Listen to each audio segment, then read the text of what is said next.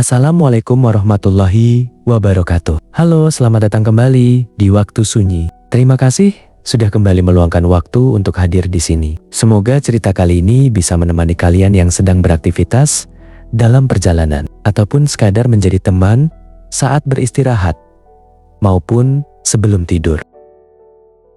Di setiap gunung selalu ada aturan yang harus dipatuhi oleh setiap pendaki. Namun, selain aturan itu, ada pula pantangan yang sudah lama dipercaya dan terus diceritakan dari satu pendaki kepada pendaki lainnya. Sebagian orang menganggapnya hanya mitos, sebagian lagi memilih untuk tidak mengabaikannya. Salah satu pantangan yang paling sering terdengar adalah jangan pernah membalas siulan saat berada di jalur pendakian.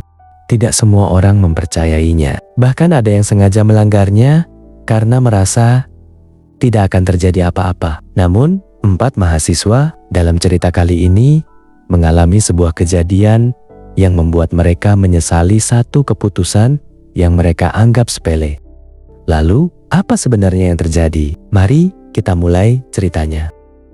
Libur semester akhirnya tiba. Setelah beberapa bulan disibukkan dengan tugas kuliah, presentasi, dan ujian yang seolah tidak ada habisnya, 4 sahabat memutuskan untuk meluangkan waktu berkumpul. Seperti biasanya, sore itu mereka memilih sebuah kafe sederhana yang tidak jauh dari kampus. Suasananya cukup ramai. Beberapa mahasiswa tampak masih mengenakan alma mater. Sebagian lainnya sibuk mengerjakan tugas sambil menikmati secangkir kopi. Di salah satu sudut kafe, Aksa, Elang, Genta, dan Ranu duduk mengelilingi sebuah meja. Di hadapan mereka, beberapa gelas minuman dan camilan ringan hampir habis. Obrolan mereka mengalir begitu saja. Mulai dari dosen yang terkenal pelit nilai, pengalaman saat ujian berlangsung, hingga rencana masing-masing setelah libur semester dimulai. Sesekali tawa mereka pecah dan mengundang perhatian pengunjung di meja sebelah. Setelah suasana kembali tenang, Genta menyesap minumannya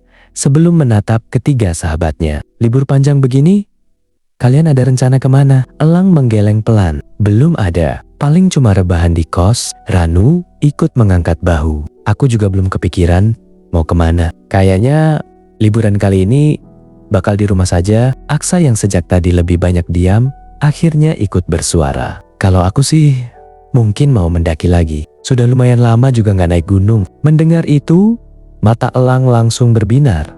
Serius? Kalau begitu, gimana kalau kita ikut sekalian? Aksa tertawa kecil. Kalian? Yakin? Setahuku, belum ada satupun dari kalian yang pernah naik gunung. Justru itu, sekali-sekali cari pengalaman baru. Masa liburan cuma dihabiskan rebahan terus. Genta langsung mengangguk setuju. Ide itu terdengar menarik. Ia memang sudah lama penasaran ingin mencoba mendaki, tetapi belum pernah punya teman yang benar-benar paham soal gunung.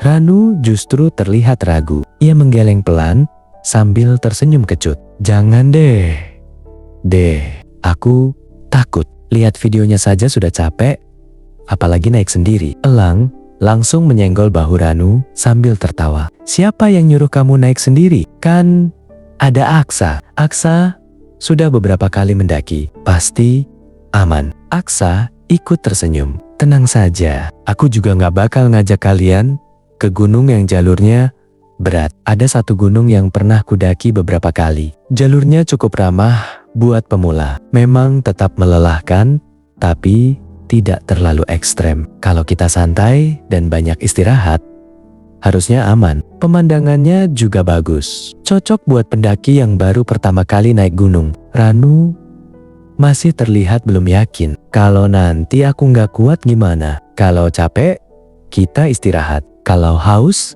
kita berhenti. Nggak ada yang nyuruh buru-buru sampai puncak. Yang penting kita naik dan turun sama-sama. Jawaban Aksa membuat Ranu sedikit lebih tenang. Elang dan Genta kembali membujuknya. Mereka berjanji akan saling menjaga selama perjalanan. Beberapa saat kemudian, Ranu mengembuskan napas panjang. Baiklah, aku ikut tapi jangan ditinggal ya. Ketiganya langsung tertawa. Elang bahkan mengacungkan gelas minumannya ke tengah meja. Berarti resmi, liburan kali ini kita mendaki gunung. Keempat gelas itu saling bersentuhan pelan setelah menentukan hari keberangkatan dan mulai membagi perlengkapan yang harus dibawa. Mereka pun menghabiskan sisa sore itu dengan obrolan ringan sebelum akhirnya pulang ke tempat masing-masing untuk mempersiapkan pendakian yang tinggal 2 hari lagi.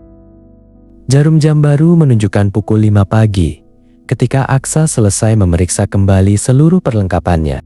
Carrier yang akan dibawanya sudah tersusun rapi sejak malam. Ia hanya memastikan sekali lagi bahwa tidak ada barang penting yang tertinggal. Setelah semuanya dirasa lengkap, Aksa memasukkan carrier ke bagasi mobil. Mesin mobil dinyalakan. Perjalanan mereka menuju gunung pun dimulai. Tujuan pertama adalah rumah Elang. Sesampainya di sana, Elang sudah menunggu di teras rumah sambil membawa carrier berukuran sedang. Begitu melihat mobil Aksa berhenti, ia langsung memasukkan barang bawaannya ke bagasi. Pagi juga akhirnya. Kirain kamu kesiangan. Aksa hanya tersenyum. Kalau kesiangan, nanti yang ada kita kemalaman di jalan. Elang tertawa kecil sebelum masuk ke kursi penumpang depan. Mereka kemudian melanjutkan perjalanan ke kosan Genta. Berbeda dengan Elang, Genta sudah berdiri di pinggir jalan sambil menikmati segelas kopi yang dibawanya dari kosan. Begitu mobil berhenti, ia langsung masuk ke kursi belakang. Perjalanan kembali dilanjutkan. Tujuan terakhir adalah rumah Ranu.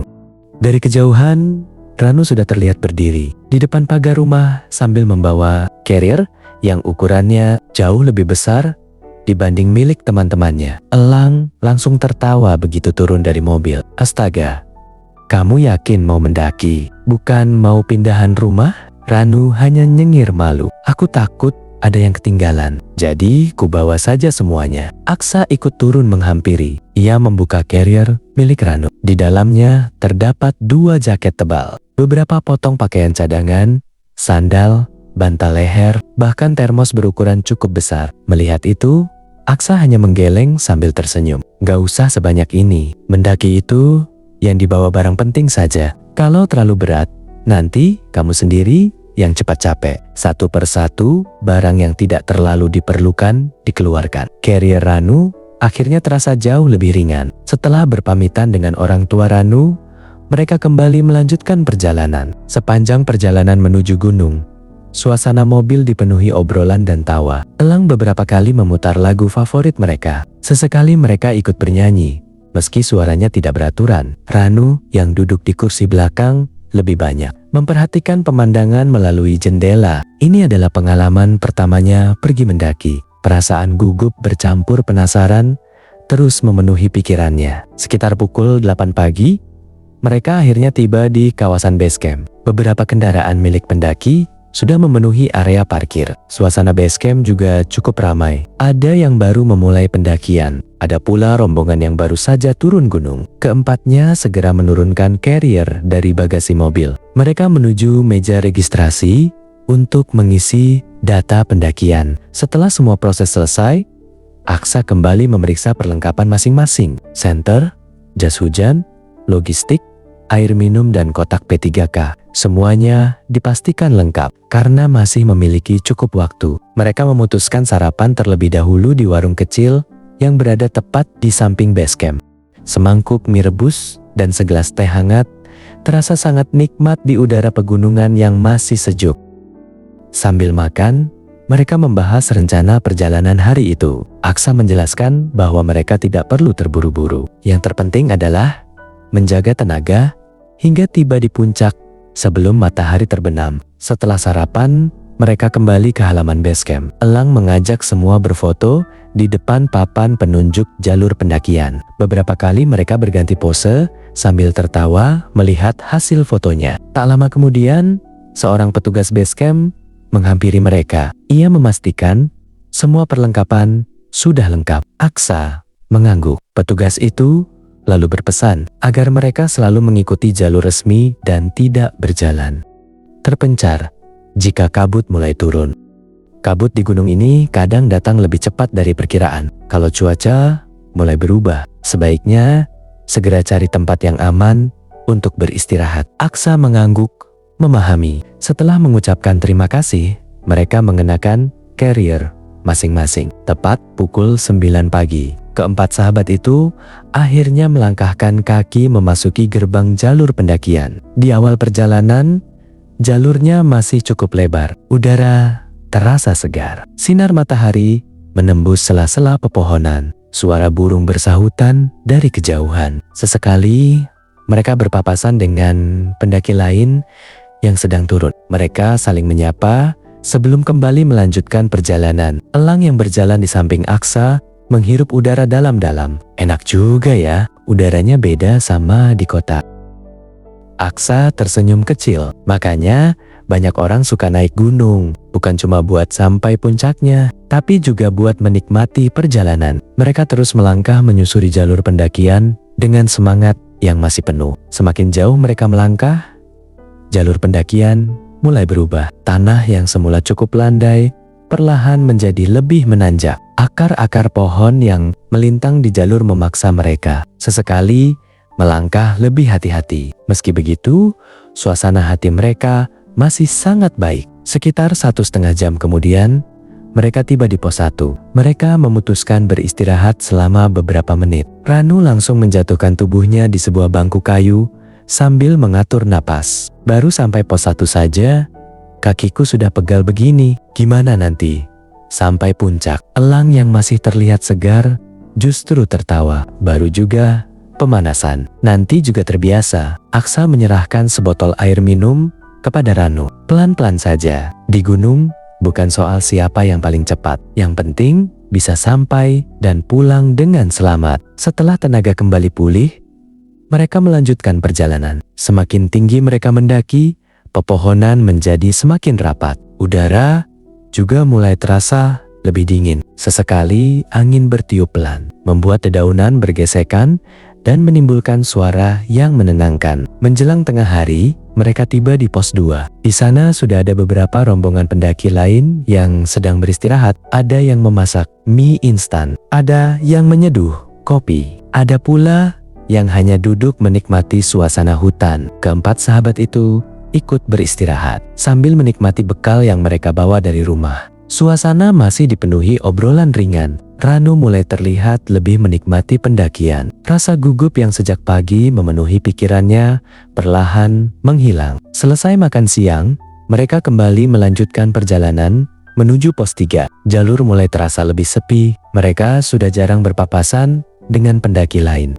Pepohonan yang menjulang tinggi membuat sinar matahari semakin sulit menembus ke dalam hutan. Udara berubah lebih lembab. Sesekali hanya terdengar suara serangga dan langkah kaki mereka sendiri karena suasana mulai terasa sunyi. Elang tanpa sadar bersiul pelan sambil berjalan. Belum sampai beberapa detik, Aksa langsung menoleh. "Jangan bersiul." Elang menghentikan siulannya lalu tersenyum heran. "Kenapa?" Aksa memperlambat langkahnya. "Dulu waktu pertama kali mendaki gunung ini, aku pernah dengar ada suara siulan dari arah hutan. Aku juga hampir membalas. Untung pendaki senior yang waktu itu bersamaku langsung melarang. Katanya kalau mendengar siulan di jalur, lebih baik diam saja." Elang mengangkat kedua bahunya. "Mungkin cuma pendaki lain." Aksa menggeleng pelan. "Aku juga sempat berpikir begitu. Tapi anehnya, waktu kami cari sumber suaranya, gak ada siapa-siapa." Setelah itu, pendaki senior itu bilang, kalau mendengar siulan di gunung, jangan pernah dibalas. Aku gak tahu alasannya. Yang jelas, sejak saat itu, aku memilih nurut saja. Genta yang sejak tadi mendengarkan hanya tersenyum tipis. Namanya juga pantangan. Gak ada salahnya diikuti. Ranu justru langsung mengangguk. "Iya, daripada kenapa-kenapa." Elang tertawa kecil. "Kalian serius percaya begituan?" Aksa tersenyum. "Percaya atau enggak, itu urusan masing-masing. Aku cuma nyampein apa yang pernah ku alami. Sisanya terserah kalian." Obrolan itu pun berakhir. Mereka kembali fokus melanjutkan pendakian. Tak lama kemudian, mereka tiba di pos 3. Mereka beristirahat sejenak sambil menghabiskan sisa air minum. Saat Aksa melihat ke arah langit di sela pepohonan, ia menyadari warna langit mulai berubah. Awan tipis perlahan menutupi cahaya matahari. Udara yang sejak tadi sejuk kini terasa sedikit lebih dingin. Aksa berdiri sambil mengenakan kembali carrier di punggungnya. "Ayo, kita lanjut. Kalau terlalu lama istirahat, nanti kemalaman sebelum sampai puncak. Ketiga temannya mengangguk. Mereka kembali melangkah meninggalkan pos 3. Semakin jauh memasuki jalur berikutnya, suasana hutan berubah semakin sunyi. Pendaki lain sudah tidak terlihat lagi. Yang terdengar hanya suara langkah kaki mereka sendiri dan embusan angin yang sesekali melewati pepohonan tinggi di sisi jalur. Meninggalkan pos 3, jalur pendakian berubah semakin menanjak. Beberapa bagian dipenuhi bebatuan dan akar pohon yang menjalar melintasi jalan setapak. Aksa yang berjalan paling depan sesekali mengingatkan teman-temannya agar tidak terburu-buru. Mereka memilih langkah yang pelan namun tetap stabil. Semakin tinggi mereka mendaki, udara terasa semakin dingin. Kabut tipis mulai turun perlahan di sela-sela pepohonan. Awalnya tidak ada yang menganggapnya aneh. Bagi Aksa, kabut seperti itu memang sering muncul menjelang sore. Sekitar pukul 4 sore, langkah mereka mulai melambat. Ranu yang sejak tadi diam, akhirnya bersuara. "Kita masih jauh?" Aksa melihat jam tangannya. "Enggak jauh lagi kok.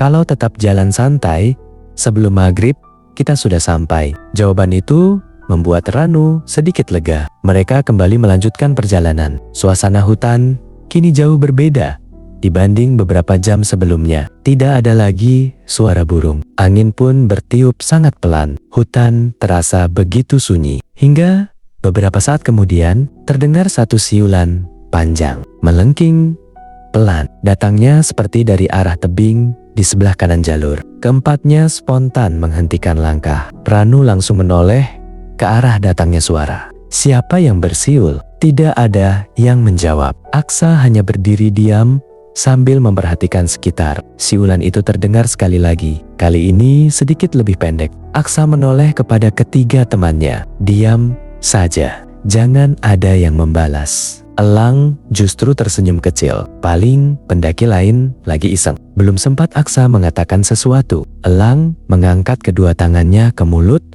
lalu membalas siulan itu. Suara siulan elang menggema sesaat di antara pepohonan. Setelah itu, hutan kembali sunyi. Tidak ada siulan balasan, tidak ada suara langkah, tidak ada apa-apa. Elang tertawa pelan. "Tuh, kan gak terjadi apa-apa." Aksa menghela napas. Ia tidak memarahi elang. Namun entah mengapa, perasaannya mendadak menjadi tidak tenang. Mereka kembali berjalan. Beberapa menit berlalu. Elang tiba-tiba menoleh ke belakang. "Kenapa?" tanya Genta. "Kayaknya tadi ada yang jalan di belakangku." Aksa ikut berhenti. Dilihatnya jalur yang baru saja mereka lewati kosong. Tidak ada siapa-siapa. "Mungkin cuma suara cariermu sendiri," ucap Aksa mencoba menenangkan. Elang mengangguk. Mungkin mereka kembali melanjutkan perjalanan. Belum sampai 5 menit berjalan, elang kembali menoleh. Kali ini lebih cepat. Ia bahkan sempat menyinari jalur belakang dengan senter kecil yang dibawanya. Tetap tidak ada siapa-siapa. Ranu mulai terlihat gelisah. Langkahnya kini semakin mendekati Aksa. "Kenapa?" "Memang?" tanya Ranu pelan. Elang menggeleng. "Nggak tahu, perasaanku aja mungkin. Kayak ada orang ngikutin dari tadi." Aksa tidak menanggapi. Ia hanya mempercepat langkah sambil sesekali melihat jam. Tak lama kemudian, pepohonan mulai berkurang. Jalur yang mereka lalui berubah menjadi lebih terbuka. Langit di depan mulai terlihat. Pertanda puncak sudah tidak jauh lagi. Sekitar pukul 5:30 sore, mereka akhirnya tiba di area puncak.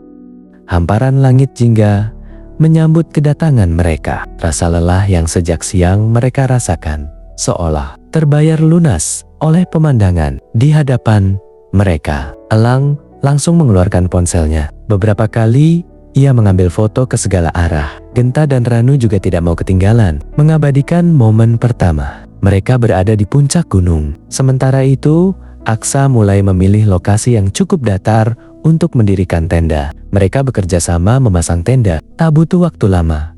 2 tenda akhirnya berdiri berdampingan. Setelah semuanya selesai, langit mulai berubah gelap. Udara menjadi jauh lebih dingin. Mereka mengenakan jaket yang lebih tebal. Tak lama kemudian, Aksa menyalakan kompor portabel. Mereka memasak mie instan, menyeduh kopi, lalu makan bersama sambil menikmati sisa cahaya matahari yang perlahan menghilang di balik pegunungan. Suasana kembali hangat, obrolan ringan dan tawa kembali terdengar. Seolah kejadian siulan sore tadi benar-benar sudah mereka lupakan. Sampai beberapa saat kemudian, Elang yang sedang memegang gelas kopinya tiba-tiba terdiam. Tatapannya mengarah ke balik kabut yang mulai menyelimuti sisi tebing. Ia memasang wajah bingung. Kalian, ada yang dengar sesuatu nggak? Aksa menoleh.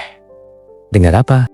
Elang mengernyitkan dahi. Kayak ada yang bersiul lagi. Ketiga temannya saling berpandangan. Namun, tak satu pun dari mereka mendengar suara apa yang dimaksud Elang. Aksa memperhatikan wajah sahabatnya itu beberapa detik. Lalu berkata pelan, mungkin cuma angin. Udara mulai dingin. Ayo masuk tenda. Besok kita masih harus turun. Mereka pun merapikan perlengkapan yang masih berada di luar sebelum satu persatu masuk ke dalam tenda. Malam di puncak gunung terasa jauh lebih dingin dibanding yang mereka bayangkan. Angin bertiup pelan membawa kabut yang perlahan menutupi area perkemahan. Di dalam tenda, Aksa dan Elang beristirahat di satu sisi. Sementara Genta dan Ranu berada di tenda sebelah. Sesekali suara resleting tenda dari pendaki lain terdengar di kejauhan. Namun semakin malam, suasana berubah semakin sunyi. Elang belum juga bisa memejamkan mata. Entah mengapa, pikirannya terus teringat pada suara siulan yang didengarnya sore tadi. Beberapa kali ia membolak-balikan badan. Tidur? Belum, tanya Aksa dengan suara pelan. Belum. Nggak tahu kenapa, susah banget merem. Mungkin masih kebawa capek, coba dipaksa tidur. Besok kita turun. Elang hanya mengangguk pelan. Tak lama kemudian, napas Aksa mulai terdengar teratur. Ia sudah terlelap. Sementara Elang masih menatap langit-langit tenda. Beberapa menit berlalu. Tiba-tiba terdengar siulan pendek.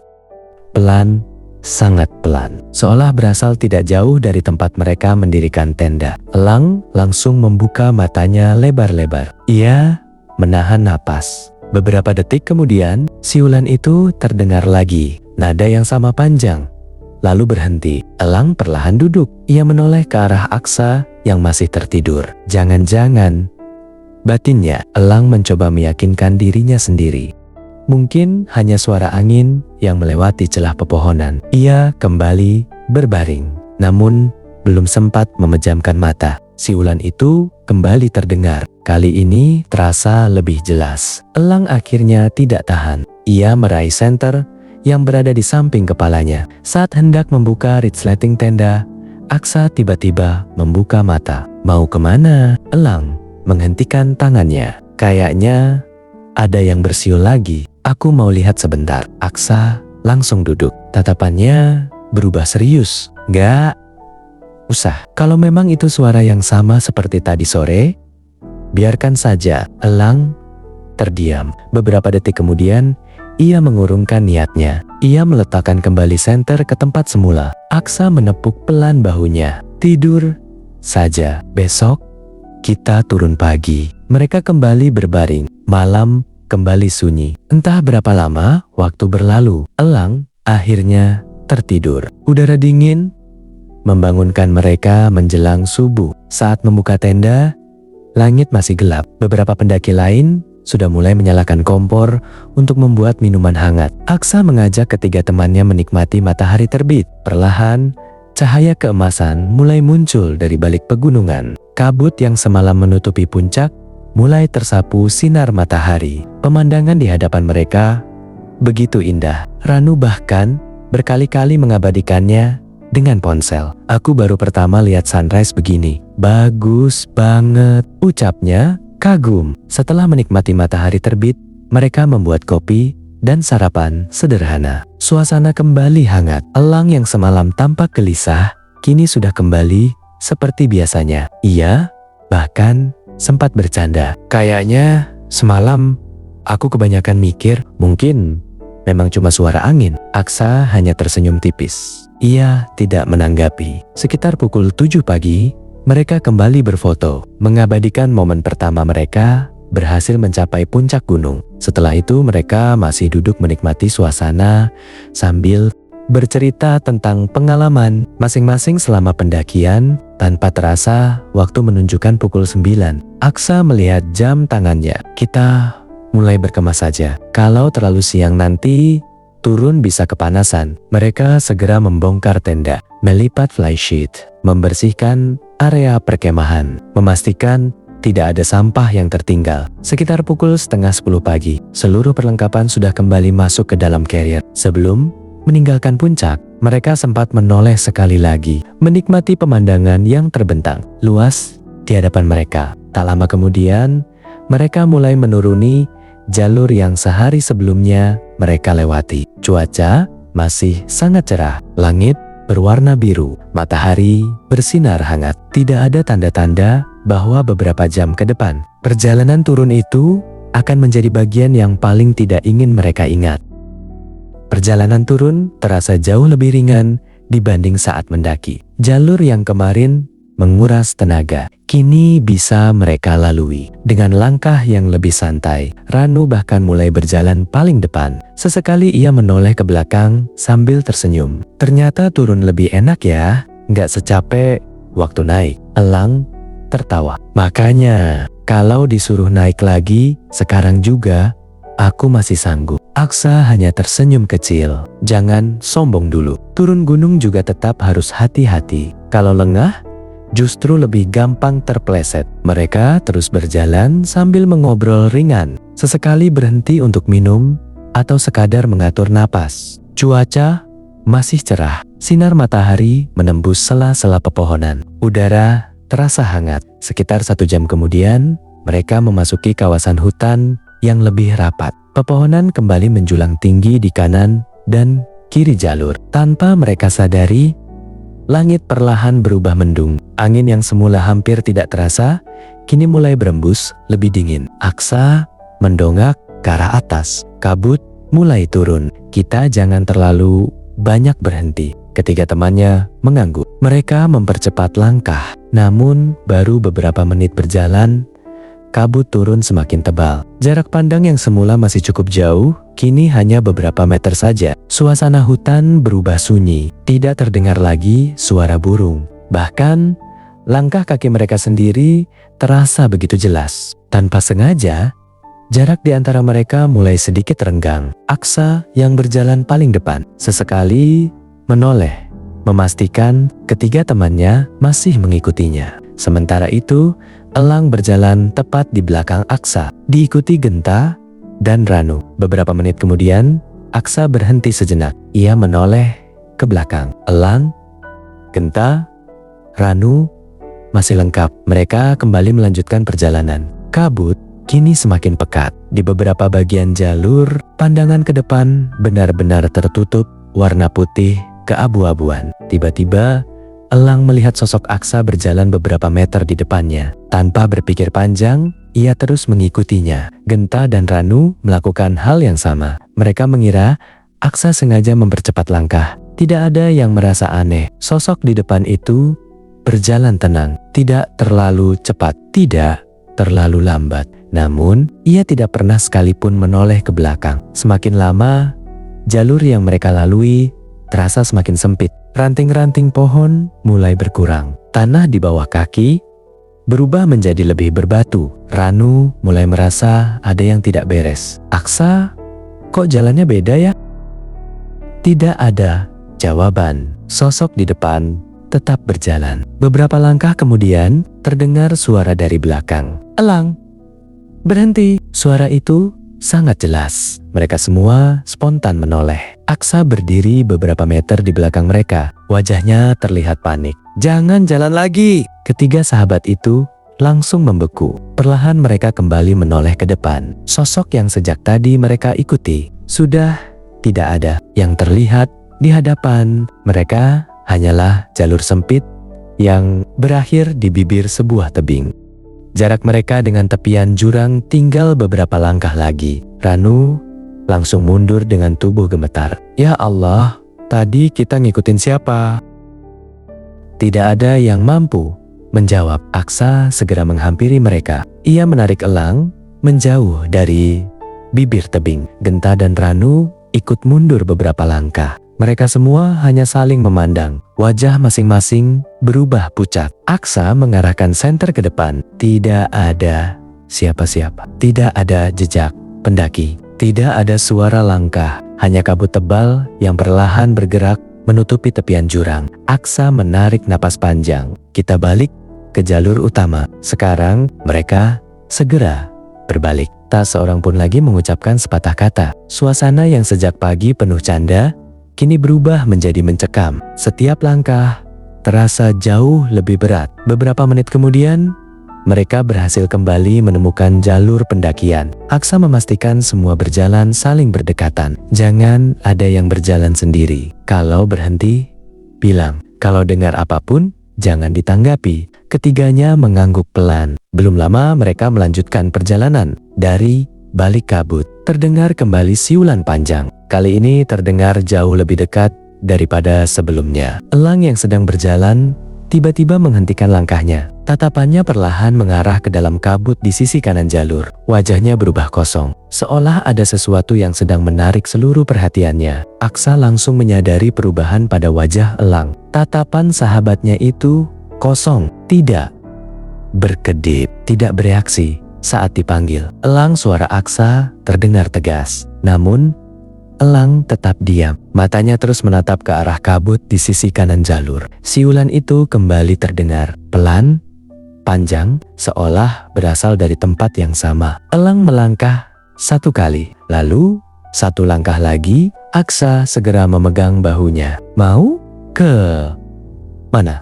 Elang tidak menoleh. Dengan suara pelan, ia berkata, ada yang manggil. Aksa menggenggam bahunya semakin erat. Nggak ada siapa-siapa. Kita harus lanjut turun. Namun, elang perlahan melepaskan tangan Aksa. Tatapannya masih lurus ke depan. Dia nyuruh aku ikut. Kalimat itu membuat Genta dan Ranu saling berpandangan. Bulu kuduk mereka langsung meremang. Aksa kembali mencoba menghentikan elang. Kali ini, elang justru mendorong tubuh Aksa hingga sedikit terhuyung.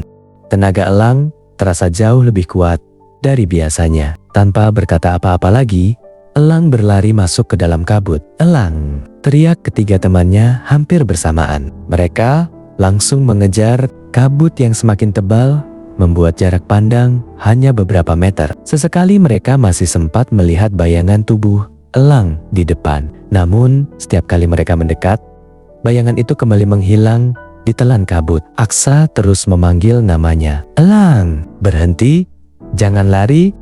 Tidak ada jawaban. Mereka hanya mendengar suara langkah kaki elang yang semakin menjauh. Beberapa saat kemudian, semua kembali sunyi. Langkah kaki itu menghilang. Kabut membuat mereka kehilangan arah. Aksa memaksa dirinya tetap tenang. Ia mengajak Genta dan Ranu mencari elang bersama tanpa berpencar. Mereka berjalan perlahan sambil terus memanggil namanya. Beberapa menit berlalu. Tiba-tiba terdengar suara kerikil berjatuhan dari arah kanan. Semua langsung mengarahkan senter ke sumber suara. Di balik kabut yang mulai menipis, terlihat sesosok orang berdiri membelakangi mereka. Itu elang. Ia berdiri tepat di bibir jurang. Tubuhnya sama sekali tidak bergerak. Kedua tangannya terkulai di samping badan. Kepalanya sedikit menunduk, seolah sedang mendengarkan seseorang berbicara dari bawah jurang. Aksa mengangkat tangannya memberi isyarat agar Genta dan Ranu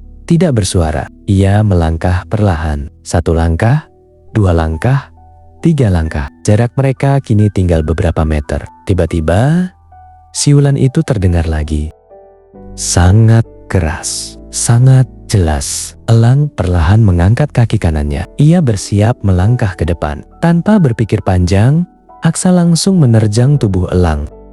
Keduanya terjatuh dan berguling menjauh dari bibir jurang. Belum sempat mereka berdiri, tanah tempat elang berdiri beberapa detik sebelumnya tiba-tiba ambles. Suara longsoran menggema ke dasar jurang. Batu-batu besar ikut berjatuhan. Debu bercampur kabut memenuhi udara. Genta dan Ranu hanya bisa membeku. Jantung mereka berdegup begitu kencang. Aksa masih memeluk tubuh elang sambil mengatur napas. Beberapa saat kemudian, elang perlahan membuka mata. Tatapannya kembali normal. Ia terlihat kebingungan. Kenapa kita di sini? Aksa tidak langsung menjawab. Ia hanya menunjuk ke arah jurang yang baru saja longsor. Elang menoleh. Wajahnya seketika pucat. Kalau beberapa detik saja terlambat, mungkin tubuhnya sudah ikut jatuh ke dasar jurang. Tangannya mulai gemetar. Napasnya memburu. Ia menatap Aksa. Lalu Genta, kemudian Ranu. Maaf, aku benar-benar gak ingat apa-apa. Aku cuma dengar ada yang manggil. Aku pikir suaranya dari kalian. Tak ada yang menyalahkannya. Aksa hanya menepuk pelan bahunya. Kita pulang dulu. Setelah itu, baru kita cerita. Elang mengangguk pelan. Namun sepanjang perjalanan turun, ia lebih banyak tertunduk. Tidak ada lagi candaan. Tidak ada lagi tawa. Beberapa kali ia mengusap wajahnya sendiri. Rasa bersalah terus menghantuinya. Di tengah perjalanan, ia akhirnya menghentikan langkah. Maaf, kalau saja aku dengar ucapanmu dari awal, semua ini nggak bakal terjadi. Aksa menatap sahabatnya beberapa saat. Nggak usah dipikirin sekarang. Yang penting kita semua masih bisa pulang. Elang mengangguk. Meski begitu, penyesalan di wajahnya belum juga hilang. Mereka kembali melanjutkan perjalanan. Tak lama kemudian, gerbang jalur pendakian akhirnya mulai terlihat dari kejauhan. Saat langkah mereka hampir meninggalkan kawasan hutan, angin kembali berembus pelan. Di balik pepohonan yang mulai tertutup kabut tipis, terdengar satu siulan panjang, pelan, sangat pelan. Keempatnya spontan menghentikan langkah. Tidak ada satupun yang berani menoleh. Mereka memilih terus berjalan, hingga akhirnya keluar dari jalur pendakian tanpa mengucapkan sepatah kata pun. Sesampainya di base camp, keempatnya langsung meletakkan carrier di bangku kayu yang berada di depan pos registrasi. Wajah mereka terlihat pucat. Pakaian yang mereka kenakan juga dipenuhi debu akibat berguling di dekat tebing. Seorang petugas base camp yang sejak tadi berjaga memperhatikan mereka dari kejauhan. Ia segera menghampiri. Loh, kalian kenapa? Ada yang jatuh? Aksa menggeleng pelan. Nggak sampai jatuh, tapi kami hampir kehilangan teman. Petugas itu mempersilakan mereka duduk. Setelah minum beberapa teguk air, Aksa mulai menceritakan semua yang mereka alami. Mulai dari suara siulan yang pertama kali terdengar saat perjalanan menuju puncak, elang yang membalas siulan itu, hingga kejadian di bibir jurang saat perjalanan turun. Selama mendengarkan cerita itu, wajah petugas berubah semakin serius. Ia tidak sedikit pun menyela. Setelah Aksa selesai bercerita, petugas itu mengembuskan napas panjang. Bukan kalian yang pertama. Keempatnya langsung menoleh. Petugas itu menatap ke arah jalur pendakian yang baru saja mereka lewati. Sudah beberapa kali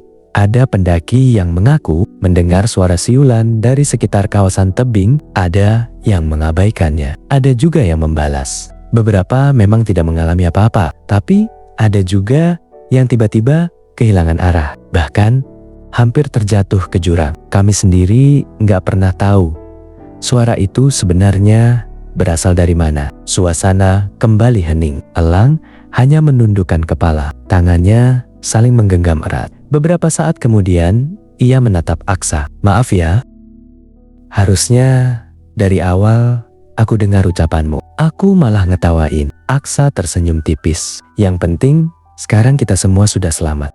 Elang mengangguk pelan. Sejak saat itu, setiap kali ada teman yang mengajaknya mendaki gunung, ia selalu mengingat satu hal yang dulu pernah ia anggap sebagai lelucon. Kalau suatu hari kalian mendaki gunung, lalu tanpa sengaja mendengar suara siulan dari arah yang tidak jelas, jangan pernah mencoba membalasnya. Karena sampai hari ini, tidak ada seorang pun yang benar-benar tahu siapa yang sebenarnya sedang bersiul dari balik kabut itu. Demikianlah kisah tentang 4 sahabat yang mendaki gunung untuk menghabiskan libur semester. Hingga sebuah siulan yang terdengar sepele hampir merenggut nyawa salah satu dari mereka. Entah dari mana sebenarnya suara siulan itu berasal, dan siapa yang memanggil elang hingga tanpa sadar berjalan menuju bibir jurang. Tidak ada yang bisa memastikannya. Namun, hingga hari ini masih banyak pendaki yang memilih menghormati pantangan untuk tidak membalas siulan saat berada di jalur pendakian, terutama ketika suasana hutan mulai sepi dan kabut perlahan turun. Sebagian orang menganggapnya hanya mitos yang diceritakan dari satu pendaki kepada pendaki lainnya. Tetapi bagi mereka yang pernah mengalami sendiri kejadian-kejadian yang sulit dijelaskan di gunung, pantangan seperti itu bukanlah sesuatu yang bisa dianggap remeh. Mungkin pelajaran terbesar dari kisah ini bukanlah tentang rasa takut, melainkan tentang menghargai alam dan tidak meremehkan nasihat yang telah diwariskan oleh mereka yang lebih dulu mengenal tempat tersebut. Karena tidak semua hal di dunia ini mampu dijelaskan dengan logika, dan tidak semua suara yang memanggil kita layak untuk ditanggapi. Tuliskan pendapat kalian tentang cerita kali ini di kolom komentar. Dan jika kalian pernah mengalami kejadian horor saat mendaki gunung atau memiliki kisah menyeramkan dari teman, keluarga, maupun orang terdekat, kalian juga boleh membagikannya di kolom komentar. Siapa tahu pengalaman tersebut bisa menjadi inspirasi untuk kisah-kisah berikutnya di Waktu Sunyi. Jika kalian menyukai cerita horor seperti ini, jangan lupa untuk like, subscribe, dan aktifkan lonceng notifikasi agar tidak ketinggalan kisah-kisah menyeramkan lainnya. Dan jika menurut kalian cerita ini menarik, bagikan juga video ini kepada teman, sahabat, atau keluarga kalian. Terima kasih sudah menemani saya hingga akhir cerita. Sampai jumpa di kisah berikutnya. Assalamualaikum warahmatullahi wabarakatuh.